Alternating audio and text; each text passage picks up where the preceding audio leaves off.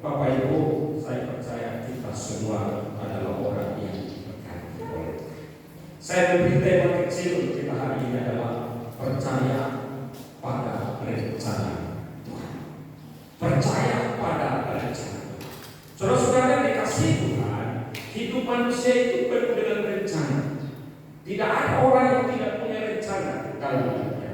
Setiap kali kita ada dan dimanapun kita ada, selalu ada punya rencana. Yang sekolah ada rencana studi, bagi kita yang berkeluarga rencana untuk anak-anak, rencana untuk bisnis, rencana untuk usaha. Di dalam pelayanan ada rencana apa yang kita rencanakan.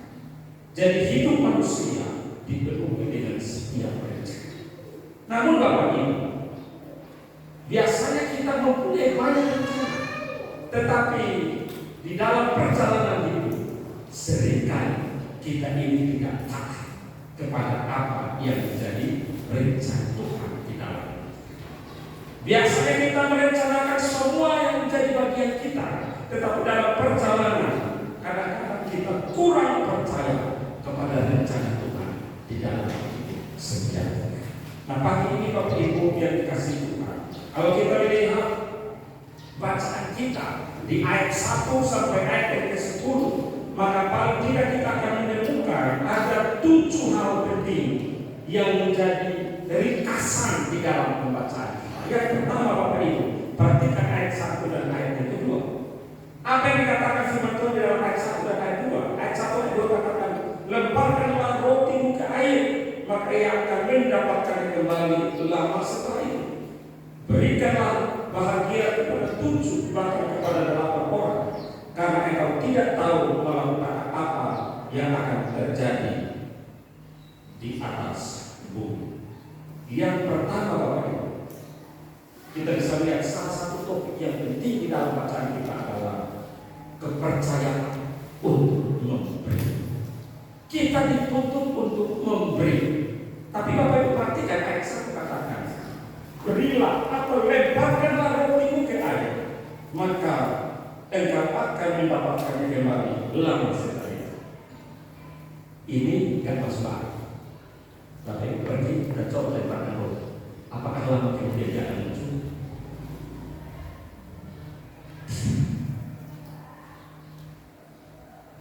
Sampai kita ada roti, Bapak Ibu bawa roti satu dan lemparkan ke sini. Tunggu, apakah roti itu akan lama kemudian muncul lagi? Saya percaya, karena pasti ada binatang-binatang, ada ikan atau apa yang lain cepat untuk makan. Tetapi disinilah yang namanya tunduk atau taat pada rencana Tuhan. Poin pertama adalah dikatakan kepercayaan dalam hal memberi. Harus terus memberi meskipun tidak mendapatkan apa yang kita sudah lakukan. Mungkin lama kemudian bahkan. Ini bagian dari mengingatkan kita, mengajarkan kepada kita untuk memberi dengan sukacita dan curahan. Setiap pemberian tidak otomatis langsung dikatakan, tetapi biasanya perlu waktu. Nah, apa yang kita lakukan pasti biasanya balik kepada kita, entah lama atau dekat, itu kan kembali ke kita. Kita pengkhotbah diyakini ditulis oleh Salomo. Tentu kalau ditulis oleh Salomo, maka ini adalah kitab-kitab yang berisi tentang hikmah, perenungan, perumpamaan. Karena itu adalah hal yang tidak logis ketika kita ambil roti dan kemudian kita lempar ke dalam air, kemudian kita nunggu nanti berapa saat kemudian muncul lagi. Itu tidak mungkin secara logika. Tetapi tema kita berkata bahwa percaya pada rencana. Maka hal pertama yang kita bisa lihat di ayat 1 dan 2 adalah kepercayaan dalam hal memberi. Kita harus terus memberi dengan sukacita dan curahan. Hal yang kedua di ayat 3 sampai ayat 6 bicara tentang ketidakpastian hidup manusia. Bahwa hidup manusia di dunia tidak ada yang pasti. Kalau Bapak Ibu lihat di ayat 3 sampai ayat 6, bila awan-awan sangat mengganggu hujan, maka hujan itu dicurahkan di atas bumi. Dan bila pohon tumbang ke selatan atau ke utara di tempat pohon itu jatuh, di situ ia tinggal. Ayat 4, siapa senantiasa memperhatikan angin tidak akan menabur, dan Dan siapa senantiasa melihat awan tidak akan menuai. Sebagaimana engkau tidak mengetahui jalan angin dan tulang-tulang dalam rahim seorang perempuan yang mengandung. Demikian juga engkau tidak mengetahui pekerjaan Allah yang melakukan segala sesuatu. Itu hal yang kedua, berarti hidup ini tidak ada yang pasti. Kita bisa merencanakan semua dengan detail dan baik, tetapi itu tidak ada yang pasti. Yang pasti cuma satu, manusia sendiri. Ini satu kepastian yang Bapak Ibu dan saya tidak bisa tolak dan tidak bisa cegah, bahwa manusia pasti mati, suka atau tidak. Tetapi setiap rencana kita dalam perjalanan tidak ada satu kepastian bahwa itu akan terjadi. Orang yang kaya tidak selamanya akan kaya. Orang yang miskin tidak selamanya miskin. Orang yang susah tidak selamanya susah. Itu sebabnya kita tidak bisa dengan mudah menghakimi akan orang lain, karena di atas dunia ini tidak ada yang pasti. Yang pasti cuma satu, berarti suka atau tidak suka, maka manusia. Karena hidup ini tidak pasti, maka hal ini mengingatkan kita bahwa kita tidak perlu terlalu ragu tentang apa yang akan kita hadapi. Itu sebabnya di dalam Timotius katakan, berilah kepada kamu makanan yang secukupnya. Ayat selalu dikatakan kesusahan sehari cukuplah untuk sehari. Jadi kalau kita lihat ini bicara tentang semua, tidak ada yang pasti. Di sinilah kita harus tunduk kepada rencana Tuhan. Percaya kepada rencana Tuhan, bukan kepada rencana kita. Tugas kita adalah membuat rencana. Tetapi kalau rencana kita itu tidak jalan, itu kita berarti sebaliknya Bapak Ibu dan saya harus tunduk atau taat kepada rencana. Hari ini adalah minggu terakhir di bulan November. Artinya sudah 11 bulan di bulan ini, di tahun ini. Apa rencana Bapak Ibu? Coba ingat di awal di tahun baru. Berapa banyak rencana Bapak Ibu dan saya? Pertanyaan saya, semua rencana Bapak Ibu terjawab?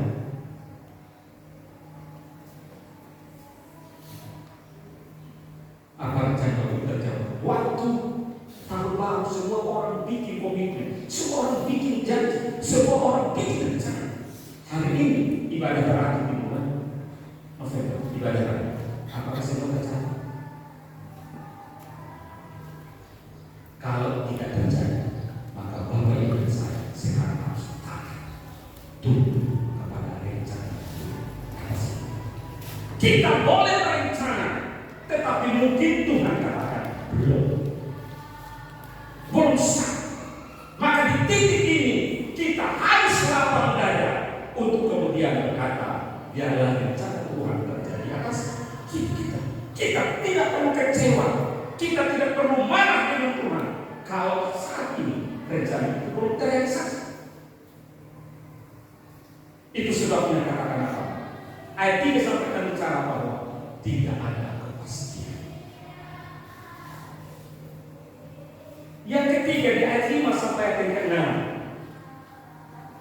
Ayat 5 ayat 6 bicara bahwa selain ketidakpastian di dalam hidup, saya juga dikatakan bahwa hidup ini perlu dengan misteri. Saudara yang kasih Tuhan, kadang-kadang kita berkata bahwa saya sudah sangat paham tentang maksud Tuhan, aku rencana Tuhan. Tidak ada. Ini ada Ibu Clara yang sedang mengaji. Apakah Pak Clara tahu semua tulang-tulang apa sedang tersusun di dalam rahim ini? Tidak ada yang tahu. Di ayat 5 ayat 6 katakan, tak ada satupun kita mengerti apa yang terjadi. Bahkan tulang belulang dalam kandungan seorang ibu ketika mengandung, tidak ada yang tahu. Bahwa hidup ini sangat misterius. Di dalam kemisteriusan ini, bisakah engkau dan saya kita tetap tunduk atau kepada rencana Allah? Kenapa saya bilang misterius?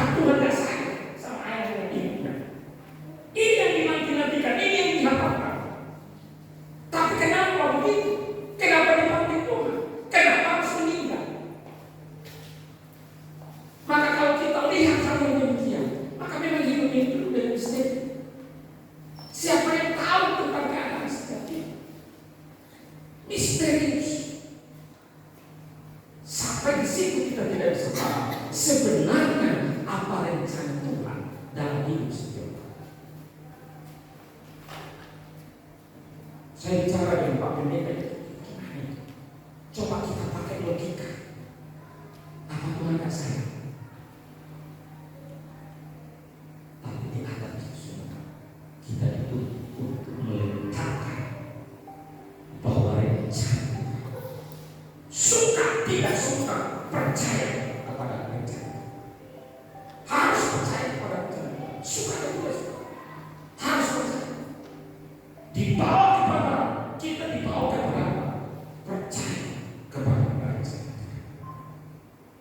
Itu sebabnya di ayat 5 ayat 6 dikatakan begitu misterius. Kadang ada orang yang baik-baik cepat mati, orang yang cepat sekali mati. Maksudnya apa? Makanya orang kemudian kata udah jahat aja begitu kita lebih panjang. Kalau cepat banyak orang yang baik cepat mati. Akhirnya cepat-cepat dan bikin aja kejahatan. Karena misterius tidak. Yang keempat ayat 7 dan ayat 8 bicara tentang kegembiraan dalam hidup manusia. Ayat 7 dan ayat 8 apa dikatakan? Saya dikatakan terang itu menyenangkan dan melihat itu baik bagi mata. Oleh sebab itu jika orang panjang umurnya, biarlah dia bersuka cita di dalamnya. Tetapi hendaklah dia ingat akan hari-hari yang gelap, karena banyak curang segala sesuatu yang datang adalah sia-sia. Ayat 7 dan 8 berbicara tentang dalam menjalani hidup ini perlu sukacita, perlu kegembiraan. Bahasa yang sederhananya, Bapak Ibu, kalau Tuhan kasih hidup nikmati. Tapi ada banyak orang nikmati hidup itu berarti jangan pelit dengan hidup. Tetapi hati-hati juga, karena tidak pelit dengan diri menjadi hedon. Tahu apa itu hedon? Semua dihabiskan untuk dirinya, tidak peduli dengan orang. Karena menikmati diri, semua untuk diri, tak peduli apa kata orang, yang penting untuk diri. Ini juga salah. Ada banyak orang pelit dengan diri. Dia rela hanya makan pakai garam, hanya makan pakai kecap, supaya begitu dia keluar jalan macam Thomas berjalan. Ada itu supaya dia dipandang. Tapi untuk dirinya, pelitnya luar biasa. Ini juga salah. Tuhan kasih hidup satu hari, tetapi yang berlebih juga salah juga. Ini namanya hidup. Lihat si A punya ini, saya juga sama. Lihat si B punya ini, saya juga sama. Lama-lama udah hidup, semuanya untuk dirinya. Tidak peduli dengan orang sampingnya. Apa pergumulannya, apa situasinya, apa keperluan dia. Ini juga sama. Menikmati hidup, gembira atas hidup. Setiap fase, kalau orang ulang tahun bersuka cita, tetapi di ujungnya ini sedang berulang umur. Di sisi lain bersuka cita, umur panjang, tapi di sisi lain umur sedang berkurang. Bapak Ibu dan saya yang hadir dari jam 8 kita sudah berkurang usia kita 1 jam. Bapak Ibu yang hadir terlambat dari jam 8 kurang dari 1 jam. Itu artinya hidup ini terus kuat. Maka hidup ini perlu. Yang kelima ayat 9 di sana katakan harus menghargai masa muda. Nikmati masa muda dengan bijaksana. Karena harus ingat, karena Allah bisa membawa kita ke pengadilan. Ini Tuhan yang muda, hati-hati di sini. Aku mau bebas. Ingat, Tuhan membawa kebaikan. Yang ketujuh katakan kesia-siaan hidup adalah Bapak Ibu, dari 7 hal ini saya menyimpulkannya di dalam 3 hal utama. 4 hal yang menjadi pokok perenungan kita pagi ini. Tema kita adalah percaya kepada rencana. Kita harus percaya kepada rencana Tuhan, bukan hanya rencana kita, tetapi kepada rencana Tuhan. Nah, kalau kita percaya kepada rencana Tuhan, apa rencana Tuhan dalam hidup kita? Hal yang pertama, Bapak Ibu, adalah rencana Tuhan dalam hidup kita adalah ayat 1 sampai ayat 3. Saya menyimpulkan bahwa Tuhan mau kita tetapkan dalam hukum Tuhan. Apa rencana Tuhan dalam hidup kita? Selama Tuhan memberi nafas kepada kita, hidup ini misterius, hidup ini tidak pasti. Kalau demikian, apa yang harus kita lakukan? Yang harus kita lakukan adalah taat melakukan hukum tabur Tuhan. Apa itu hukum tabur Tuhan? Hukum tabur Tuhan adalah ajaran yang mendorong seseorang untuk bertindak hati-hati dalam menjalani hidup. Karena apa yang dia lakukan nanti ke depan akan terjadi kepadanya. Ini hukum tabur Tuhan. Apa yang dilakukan, apa yang dikerjakan oleh seseorang, kelak nanti itu akan terjadi kembali kepadanya. Itu yang Tuhan mau dalam hidup kita. Taat melakukan hukum tabur Tuhan. Kalau apa yang mau tabur, pasti itu yang engkau tuan. Itu berarti kita diberi tugas untuk berani menabur. Karena hidup ini misterius, hidup ini tidak pasti, tidak ada yang tahu endingnya kapan. Maka kita diminta untuk apa? Tabur. Terus menabur. Kalau engkau menabur yang baik, maka engkau pasti menuai yang baik. Kalau engkau menabur yang jahat, maka engkau pasti menuai yang jahat. Nah, Bapak Ibu, apa yang kita perbuat kepada orang lain, pada waktunya kita akan menerima kembali. Tentunya ada proses. Ini yang pertama. Ya, Tuhan mau rencana Tuhan. Tunduk pada rencana. Tuhan mau kita ini taat kepada hukum tabur Tuhan. Oleh karena ayat 1, lepaskanlah rotimu ke air, maka engkau akan mendapatnya kembali. Lalu saya katakan, di awal saya katakan ayat ini secara logika tidak masuk. Itu sebabnya firman Tuhan banyak yang tidak masuk di akal kita. Ini salah satu contohnya. Salah satu contohnya kasih musuhmu. Gak masuk akal. Salah satu contohnya, kalau ada tempat di kirimu, kasih di kanan. Gak masuk akal. Ada yang berkatakan kalau dia minta baju, jubahmu, kasih juga baju. Kalau ada yang minta berjalan, engkau temani 1 kilo, maka kau jalan dengan dia 2 kilo. Ada banyak ayat dalam Alkitab yang tidak masuk di kita. Salah satunya, tetapi rencana Tuhan dan perintah Tuhan kepada saudara saya, melakukan hukum tabur. Harus tetap menabur, harus tetap memberi, tetap tidak boleh tidak memberi dengan murah hati, tidak takut kekurangan, belajar memberikan kepada orang lain apa yang menjadi bagian. Kalau orang lain butuh perhatian, kasih perhatian. Kadang-kadang kita tidak mau banyak menabur, tapi kita berharap menuai banyak. Kita sedikit menabur, tapi berharap dapatnya banyak. Ini terbalik, Bapak Ibu. Itu sebabnya poin pertama adalah taat melakukan hukum tabur Tuhan. Dan ketika kita menabur, itu butuh proses. Kita kan nabur tidak langsung tumbuh juga, perlu proses. Baru kemudian tumbuh, kita nikmati hasilnya. Bapak Ibu yang jual tidak langsung laku juga saat ini. Ada yang langsung laku, ada yang perlu 1 minggu, ada yang 1 bulan baru barangnya habis. Itu proses. Tapi harus mulai. Hidup ini tidak pasti. Maka kalau engkau tidak rajin menabur, apa yang kau dapat? Di ayat kedua bersama kata apa? Coba ayat kedua. Ayat kedua. Berikanlah bahagia kepada 7 bahkan kepada 8 orang. Karena kalau tidak tahu malapetaka apa yang akan terjadi di atas suku, kita tidak pernah tahu akan apa yang akan terjadi kepada kita. Maka selama hidup menabur sebanyak-banyak. Berbahagialah sebanyak-banyaknya. Jangan-jangan itu dia yang akan menolong dalam masa kegelapan. Maka kadang-kadang agak heran.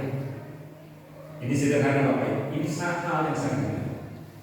Biasanya kalau konser di rumah kita berharap banyak datang, betul? Tapi kita tidak pernah datang di konser kalau di tempat orang lain. Itu namanya berharap menuai banyak, tapi mengenal tidak mau. Ini keliru. Justru kita harus menabur terus. Tidak bosan. Nah ini yang kita berbuat.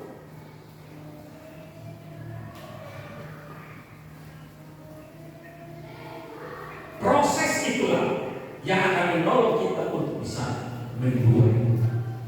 Ini tentang hukum. Perhatikan Bapak Ibu Galatia 6 ayat 7. Galatia 6 ayat 7.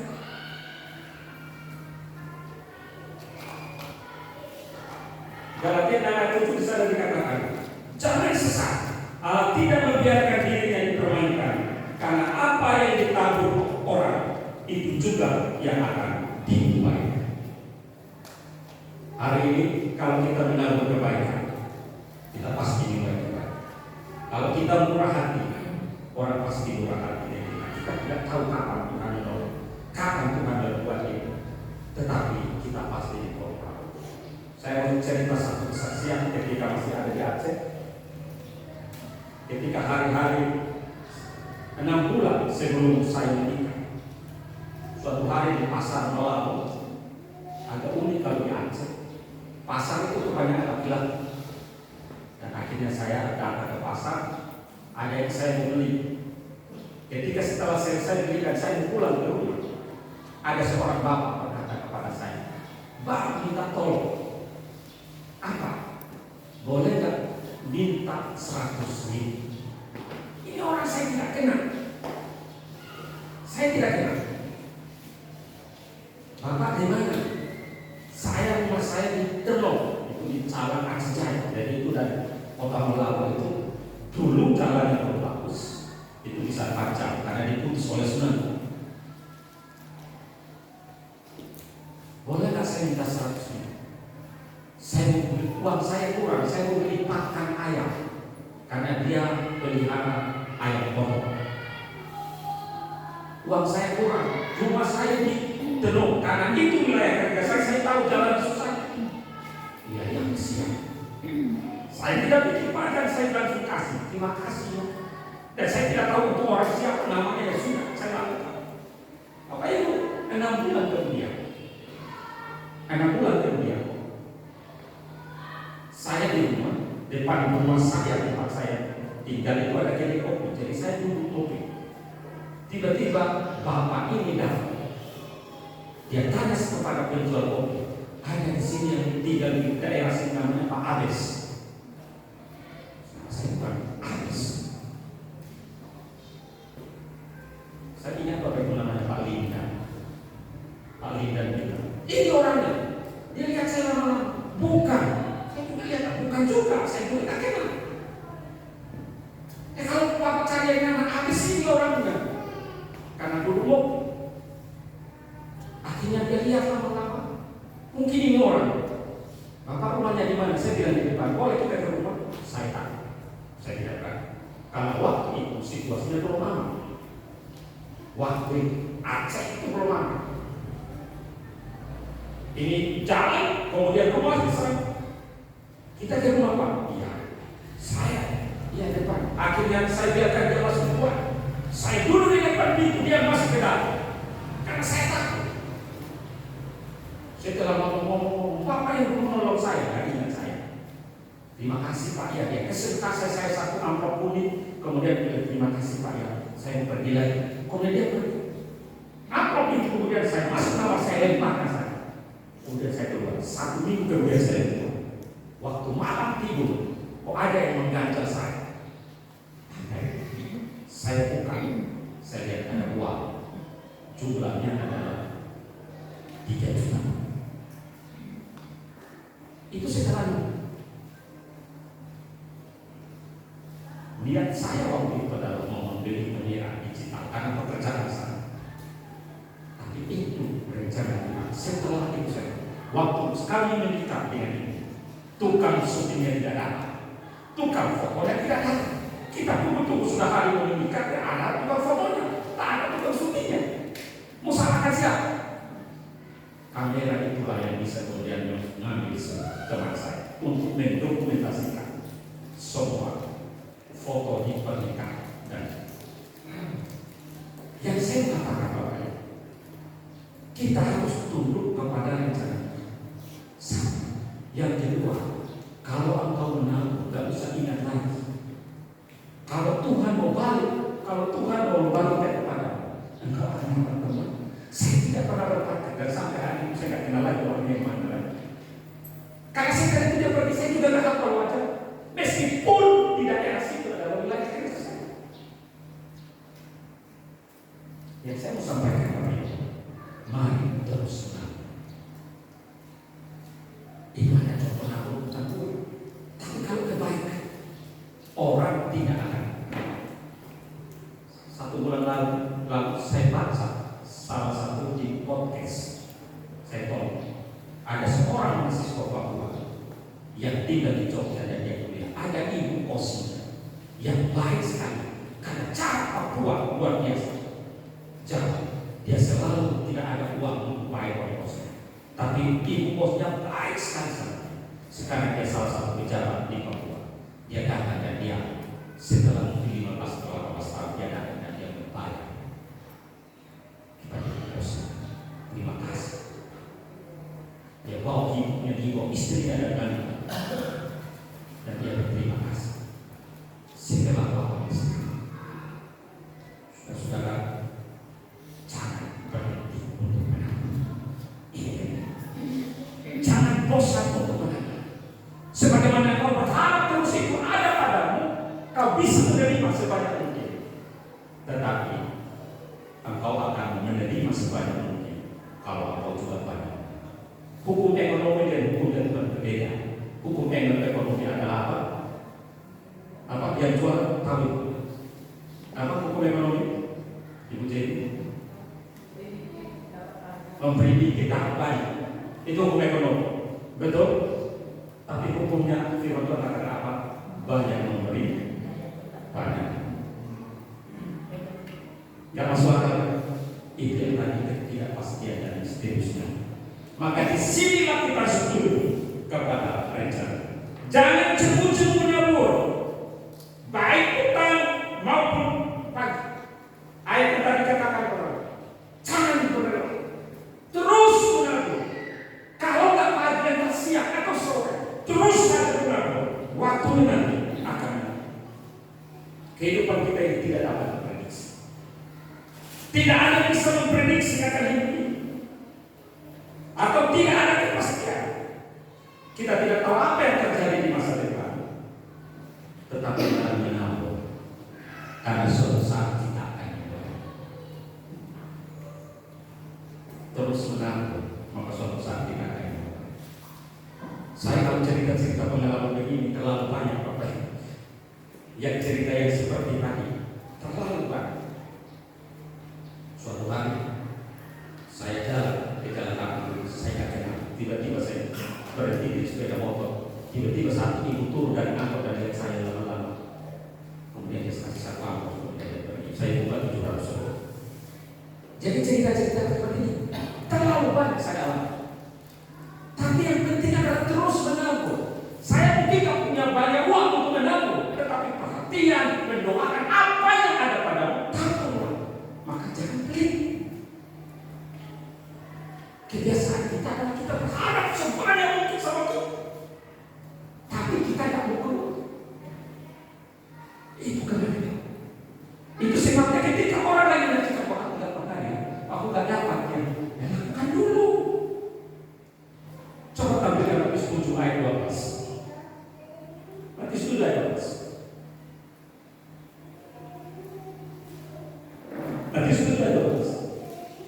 segala sesuatu yang kami kehendaki supaya orang berbuat kepadamu, perbuatan demikian juga kepada mereka. Itulah isi seluruh Taurat dan kitab. Kalau mau diberi, berilah. Kalau mau dikasih, kasihlah. Kalau mau dibenci, apa? Kalau mau dibenci apa dalam benci? Kalau mau dipukul orang, coba pukul orang. Pastikan. Artinya apa? Ini yang namanya hukum Taurat. Apa yang kita tahu itu yang kita. Ini hal penting. Tunduk atau percaya kepada rencana Tuhan. Rencana Tuhan untuk hidup Bapak Ibu dan saya. Yang pertama adalah taat melakukan hukum Taurat. Teruslah benar, teruslah benar sampai dengan pagi kita. Mungkin kita tidak terima, tapi anak kita akan cukup kita. Maka jangan jujur untuk berusaha, terus saja, terus saja. Karena kita tidak tahu, kita bisa terima anak kita, cucu kita turun. Ini hal yang pertama. Hal yang kedua, Bapak Ibu yang dikasih Tuhan. Ayat 6 sampai ayat 7 katakan, rencana Tuhan bagi kita adalah kembangkan potensi diri kita. Apa potensi yang ada pada kita? Kita harus kembangkan potensi diri yang ada pada. Apa itu yang ada pada kita? Kembangkan. Selagi masih ada umur panjang, Tuhan beri kepada kita. Ini terbatas, Bapak. Pengetahuan terbatas, karena itu harus terus mengembangkan diri, terus rajin belajar. Saya ini buta tentang teknologi, saya lagi di kampus, tapi dipaksa untuk belajar tentang teknologi. Kembangkan potensi apa yang ada. Zaman sekarang tidak bisa berkata aku tidak tahu apa. Setidak-tidaknya kita tahu 1, 2, 3, 4 hal yang kita tahu. Kalau kita hanya tahu satu saja, kita pasti ditinggal. Apa potensi?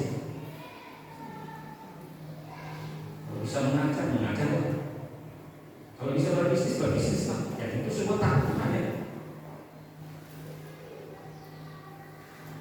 Kalau pintar, pakai untuk Tuhan. Apakah arsitek? Dan yang lain. Kita tidak selamanya memahami rencana Tuhan, tapi setiap potensi pada diri kita, itulah yang selalu Tuhan pakai untuk menolong. Maka jangan sia-siakan semua potensi besar pada diri. Ini hal yang kedua. Potensi terbesar, Bapak Ibu pulang dan coba gali. Apa potensi terbesar saya? Banyak orang selalu mengeluhkan berkata, aku memang sudah begini, tidak bisa berubah lagi. Memang gini aku, orangnya memang begini. Kita yang membatasi itu. Kita masih bisa keluar daripada itu.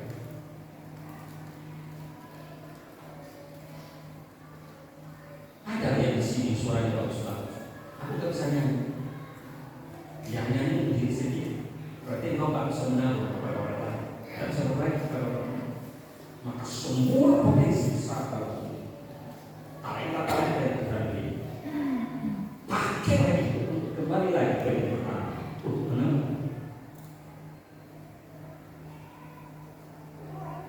Yang terakhir, ayat 9 sampai ayat 10, rencana Tuhan bagi setiap orang adalah menjadi pribadi yang bertanggung jawab. Harus tanggung jawab. Jadi kalau ada orang yang tidak mau tanggung jawab, saya pastikan, saya yakin Tuhan tidak suka dengan orang ini. Karena apa yang kita perbuat, kita akan bertanggung jawabnya di hadapan Tuhan. Kita harus bertanggung jawab dalam setiap musim hidup kita. Kalau memang musimnya bersuka cita, lagi ulang tahun ya ulang tahun.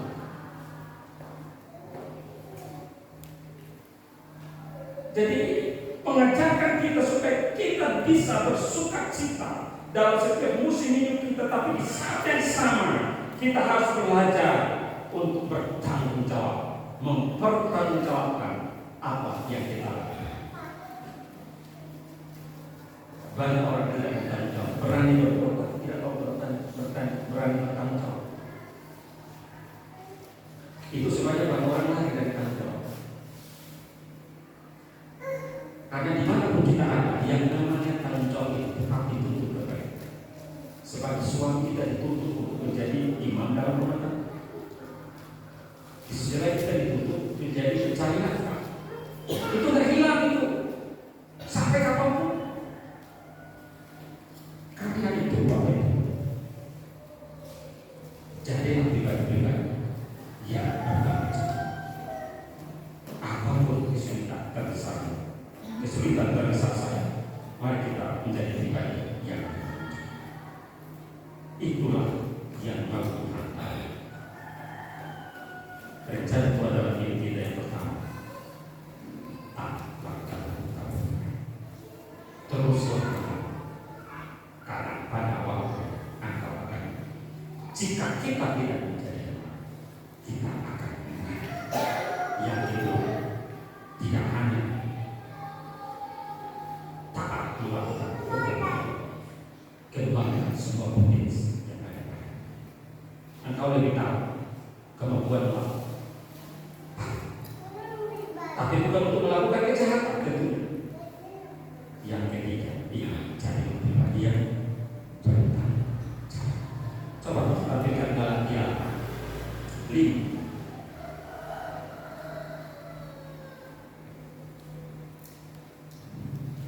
Coba tampilkan Galatia 5 ayat